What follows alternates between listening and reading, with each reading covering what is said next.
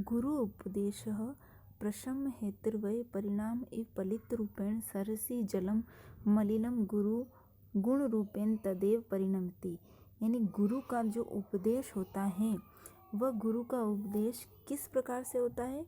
प्रशम्य हेतुर्वह, वय का मतलब होता है आयु, वय का मतलब क्या होता है आयु, और प्रशम हेतु का मतलब होता है शांति का कारक। प्रशम हेतु का मतलब होता है शांति का कारक। यानी जो अगर कहते हैं कि बुढ़ापा आता है, जैसे जैसे बुढ़ापा आएगा तो वैसे वैसे क्या होगा कि सिरसी जो हमारे केश समूह है, सिरसी जालम का मतलब होता है केश समूह। हमारे जो बाल हैं वह कैसे हो जाएंगे, अमलिन कुर्वह, केश समूह कैसे हो जाएंगे अमलिन यानी श्वेत हो जाएंगे। यानी हमारे जैसे जैसे उम्र बढ़ती है बाल कैसे हो जाते हैं, सफ़ेद हो जाते हैं। तो बिल्कुल सफ़ेद होने पर शुद्धता हो जाती है। तो कहा गया है कि वो कैसे हुई है। एक कहावत नहीं कहती कि मैंने मेरे बाल ऐसे ही सफ़ेद नहीं किए हैं, यानी ज्ञान का अर्जन करके बाल जो हैं वह सफ़ेद हुए हैं। तो गुरु का जो उपदेश है वह उस बुढ़ापे के समान होता है कि जैसे जैसे उम्र बढ़ती है और यह जो बाल हैं वह स्वच्छ हुए हैं, केशों का समूह क्या हुआ है, स्वच्छ हुआ है। तो वैसे ही यह जो गुरु का उपदेश है वह दोषों को भी पलित रूप में, जो परिणाम इव पलित रूपेण गुण रूपेण, जो दोष हैं हमारे अंदर जितने भी दोष हैं वह गुण के रूप में परिवर्तित हो जाते हैं। किससे, जैसे जैसे हम गुरु का उपदेश धारण करेंगे वैसे वैसे हमारे दोष जो हैं वह गुण के रूप में परिवर्तित हो जाएंगे।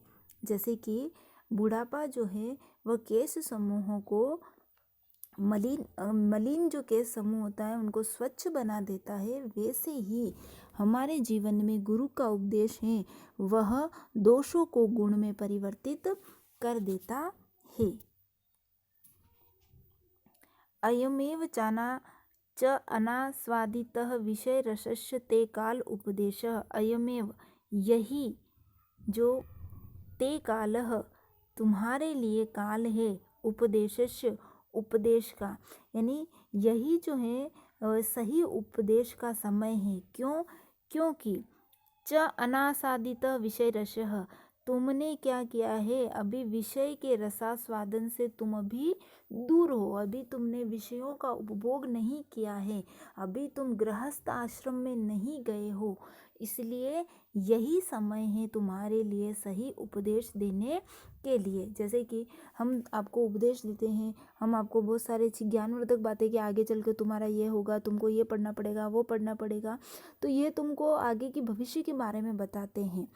तो यहाँ पर भी बताया है क्योंकि अभी तुमने विषयों का उपभोग नहीं किया है, तो तुम्हारे लिए यही सही समय है उपदेश देने का। अब कहा गया है कि कुसुम सर जल प्रहार जर्जित ही हृदय जलती गलती उपदिष्टम, कि जैसे जब तुम कुसुम शर यानी कामदेव के बाणों से जब तुम प्रहारित हो जाओगे, अर्थात जब तुम विषयों का उपभोग कर लोगे, तुम ग्रस्त जीवन में चले जाओगे, तो तुम्हारे हृदय में उपदेश उसी प्रकार गल जाएंगे जैसे कि जलनी गलती उपदिष्टम, जैसे कि जल में कोई वस्तु गल जाती है, वैसे ही तुम्हारे हृदय में उपदेश जो हैं वह जल में डाली हुई वस्तु के समान गल जाएंगे। क्योंकि तुम कामदेव के बाणों से आहत हो चुके हो, तुमने विषयों का उपभोग कर लिया है, इसलिए तुम्हारे लिए जो उपदेश है वह जल में डाली हुई वस्तु के समान नष्ट हो जाएगी, गल जाएगी। गलती उपदेशम, वह उपदेश जो है वह गल जाएंगे। तो इसलिए कहा गया है कि तुम्हारे लिए यही जो अवसर है वो सही अवसर है। आगे कहा है अकारण च भवति दुष्प्रकृते अन्वय श्रुतम च अविनेश।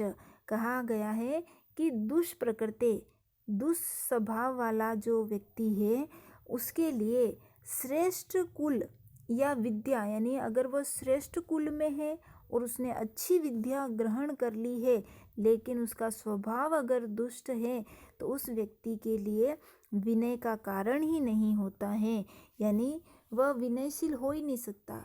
भले वो अच्छे कुल में उत्पन्न हुआ हो और भले विद्या अच्छी है, लेकिन उसका स्वभाव कैसा है, दुष्ट स्वभाव वाला व्यक्ति है, तो उसके अंदर विनय हो ही नहीं सकता है। कैसे कि यानी वह विनय का कारण नहीं होता है, विनय का कारण नहीं हो सकता। क्यों नहीं हो सकता? क्योंकि जैसे कि कहा गया कि श्रेष्ठ कुल हो या विद्या हो, लेकिन दुष्ट स्वभाव वाले व्यक्ति की विनय का कारण नहीं। कैसे नहीं हो सकता? कि चंदन प्रभव न दहती कि मन अनलम, यानी कि चंदन में उत्पन्न होने वाली जो आग है, कहते हैं ना चंदन के जो जंगल होते हैं, चंदन की लकड़ी होती है, तो वह आपस में रगड़ने से भी आग उत्पन्न हो जाती है। तो क्या वह आग आग नहीं होती है? चंदन में लगी है तो इसका मतलब क्या वो हमको जलाती नहीं है, जलन उत्पन्न नहीं करती है? करती है।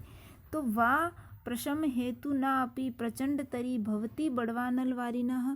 प्रशम यानी शांति, प्रशम का मतलब होता है मतलब शांत रूप से, शांत समुद्र है, और अगर उस समुद्र में भी शांति के कारण जल में भी बड़वानल, बड़वानल यानी समुद्र की आग, तो समुद्र की आग भी क्या कभी भभक नहीं उठती है?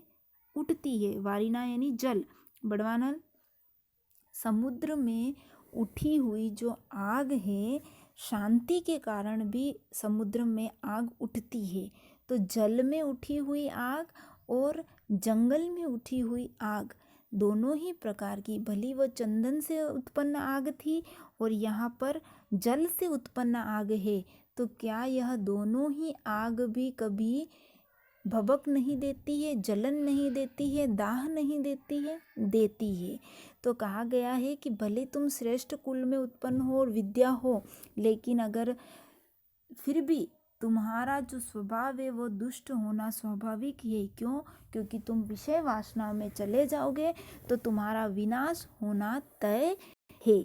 इसलिए कहा गया है कि आग आग ही होती है, चाहे वो चंदन से उत्पन्न हो, चाहे वो जल से उत्पन्न हो, वह विनाश तो अवश्य ही करेगी। इसलिए कहा गया कि दुष्ट स्वभाव वाले व्यक्ति का विनाश होना तय है, चाहे वो श्रेष्ठ कुल में उत्पन्न हो, चाहे वो विद्यावान हो, लेकिन उसका विनाश होना तय है। तो इस प्रकार से कहा गया है कि चंदन में उत्पन्न आग और जल में उत्पन्न आग क्या दधक उत्पन्न नहीं करती है? करती है। आगे देखें, गुरु उपदेशंश नाम पुरुषाम अखिलम प्रक्षालनम अजलम स्नानम, कि गुरु का जो उपदेश है वह पुरुषों के जो गंदे मलिन कर्म हैं वह धोने में सामर्थ्य है, यानी कि उस मनुष्य के, पुरुषों के, ये कहा गया है कि गुरु का उपदेश एक मानव के अंदर जितने भी दुर्गुण हैं उन दुर्गुणों को मलिन करने में, जो दुर्गुण हैं उनको धोने में समर्थ है। अजलम स्नानम, ये ऐसा है, ऐसा शुद्धिकरण है जो बिना जल के भी स्नान होता है। ये गुरु का उपदेश कैसा है? अजलम स्नानम, बिना जल के स्नान है। और आगे कहा गया है कि अनुपजातम पलिता दिव्य रूप्यताम वृद्धत्वम, और यह जैसे अभी थोड़ी देर पहले यहाँ पर बताया गया था कि यह जो प्रशम व्यय है, यानी जैसे जैसे आयु बढ़ती है वैसे ज्ञान में वृद्धि होती जाती है, बाल केसों का समूह जो है वह सफ़ेद होता जाता है। तो यह गुरु का उपदेश है, वह बालों की सफ़ेदी आदि कुरूपता उत्पन्न किए बिना ही, यानी बिना बुढ़ापे आए हुए ही, जैसे जैसे बुढ़ापा आता है तो कहते हैं ना कि उसकी कुरूपता आ जाती है, जवानी में जितना सुंदर था बुढ़ापे में उतना नहीं रहता है। तो कहा गया है कि यह जो गुरु का उपदेश है वह गुरु का उपदेश अनुपात फलिता दिव्य रूप्यताम वृद्धत्वम, यानी यह जो गुरु का उपदेश है वो बालों की सफ़ेदी आदि कुरूपता उत्पन्न किए बिना ही, बिना बुढ़ापे को आए हुए भी उसमें बड़प्पन ला देता है। अर्थात इसमें आयु का बढ़ने की आवश्यकता नहीं है। गुरु के उपदेश से ही कम आयु के व्यक्ति में भी बड़प्पन आ जाता है, कम आयु के व्यक्ति में भी ज्ञान आ जाता है। तो कम आयु के व्यक्ति को भी ज्ञान की प्राप्ति हो सकती है। किससे? अगर उसको सही समय पर गुरु का मार्गदर्शन प्राप्त हो सकता है। आगे देखें, अनारोपितम दोषो गुरुकर्णः। और यह जो है गुरु का जो उपदेश है, यह उपदेश कैसा है? मोटापा उत्पन्न किए ही, अनारोपित दोषः यानी किसी प्रकार का कोई दोष उत्पन्न नहीं करता है। यानी कहते हैं गुरुता दो प्रकार की होती है। गुरुता ज्ञान से, गुरुता शारीरिक रूप से। यानी बड़ा होना, आप ज्ञान से बड़े हो कि आप शारीरिक रूप से मोटे हो, तो यह मोटापा किए बिना ही हमको गुरुता प्रदान करती है, बड़ापन प्रदान करती है। तो अनारोपितम दोष गुरु करना, गुरु का मतलब होता है यहाँ गुरुता का मतलब बड़प्पन। तो यह जो बड़प्पन है, यह जो मोटापा है, यह मोटापा ज्ञान का मोटापा है, शारीरिक रूप से मोटापा नहीं है। आगे देखें, असुवर्ण वीरचरणम अग्राम्य कर्णाभरणम। और यह जो गुरु का उपदेश है, सोने से बने हुए नहीं होने पर भी, यह जो गुरु का आभूषण कैसा है, ज्ञान का जो आभूषण है वह असुवर्णम, सोने से बना हुआ नहीं है, फिर भी ये कर्णाभरणम, कान का आभूषण है। क्योंकि गुरु का उपदेश कहाँ जाता है? कानों में जाता है। तो यह गुरु का उपदेश जो है बिना सोने से निर्मित होने पर भी कान का सुंदर आभूषण है। और यह अति ज्योतिरालोकः। और यह बिना चमक के ही, अति ज्योति यानी चमक, बिना चमक का ही प्रकाश है। नोद्वेग प्रजागरम, बेचैनी उत्पन्न न करने वाला जागरण है। यानी हम कितने ही जागरण में रहें, लेकिन फिर भी हमको किसी प्रकार की कोई बेचैनी, नोद्वेगः, उद्वेग उत्पन्न नहीं होता है। हम कितनी बार क्या होता है कि एक रात जग जाते हैं, 2 रात जग जाते हैं, तो तीसरे दिन हमको थकान महसूस होती है, हम अपने आप को शारीरिक रूप से स्वस्थ महसूस नहीं करते हैं। लेकिन यह गुरु का उपदेश ऐसा है, आप कितने ही जागृत रहें, कितनी ही रातें नहीं सोएं, फिर भी आपके मन में किसी प्रकार का कोई उद्वेग नहीं रहेगा, आपके शरीर में किसी प्रकार की कोई बेचैनी नहीं रहेगी, आप अपने आप को स्वस्थ महसूस करेंगे। विशेषणम तु राज्ञानाम। और विशेष रूप से राजाओं के लिए, विशेषतु राज्यानाम, विशेष रूप से राजाओं के लिए तो क्या है? विरला ही तेषाम उपदेष्टारः। विशेष रूप से राजाओं के लिए तो उपदेश देने वाले क्या होते हैं? विरले यानी बहुत कम ऐसे मनुष्य मिलते हैं जो राजाओं को उपदेश देते हैं। और राजाओं को उपदेश देने वाले मिल भी जाते हैं, अपितु राजा लोग उनका उपदेश मानते नहीं हैं, क्योंकि अहम आ जाता है राजाओं में। तो विशेष रूप से राजाओं में तो ऐसे उपदेश देने वाले बहुत ही कम होते हैं। प्रतिशब्द ई राज वचनम अनुगच्छति जनो भयातः।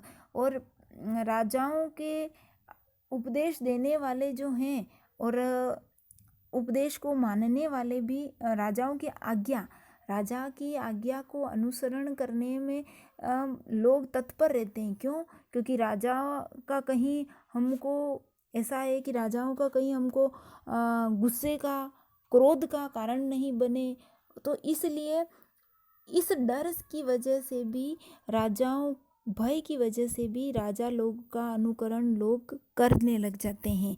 राजा गलत भी कर रहा है तो लोग उसके भय से, उसके डर से, प्रकोप से उसका अनुसरण करते चले जाते हैं और राजा को सही उपदेश कोई नहीं देता है।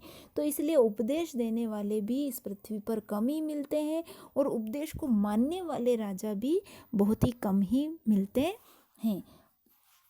आगे देखें, उद्देश्य नाम अपि ते न श्रवणंती। और उपदेश रूप में जो सुनाया जा रहा है उस विषय को भी राजा लोग जो हैं वह सुनते नहीं। श्रवणंतो अपि खेदयंती। और बड़े दुख के साथ हैं कि उस उपदेश को राजा लोग सुनते भी नहीं हैं। और कितनी बार ऐसा होता है कि राजा के भय से उपदेश कोई देता भी नहीं है। हितोपदेश वचनानि गुरुणः। और हितोपदेश देने वाले गुरु जो हैं वह भी गुरुओं को भी दुख पहुंचाया जाता है। अहंकार ज्वर मूर्छा अंधकारिता विहला ही राज प्रकृति अलिक अभिमानोदंक उन्मादकारिणः धनानिः। और राजा का स्वभाव कैसा होता है? अहंकार से युक्त होता है।